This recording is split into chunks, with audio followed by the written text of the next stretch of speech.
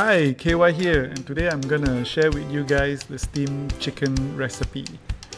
This recipe is really simple, and you start off with some chicken thigh. Why chicken thigh? Because they are fattier than chicken breast. It just tastes a lot better.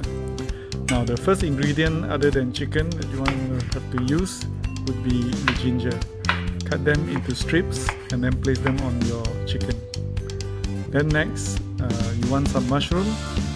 Shiitake mushroom is what I use. You can have it from the dry version or the fresh one, doesn't matter. Again, put them on top, those chicken. Add goji berries, as this will give you some additional sweetness to the dish. Then some salt. And then like all good Chinese dish, you add some xiaoxing wine. Put about a capful there, I think. Then obviously soya sauce is not to be missed.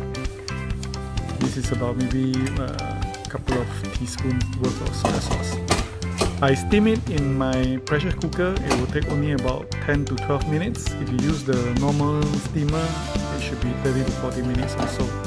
You don't want chicken that is not fully cooked. To finish off the dish, I put some cilantro on top. Makes it so much more beautiful again. And basically that's all. The soup that you see here, it's basically from the condensation from the steaming process. Kind of got a bit of a herbal taste to it because of the goji berry and of course the ginger. And you just eat it with steamed rice. So nice.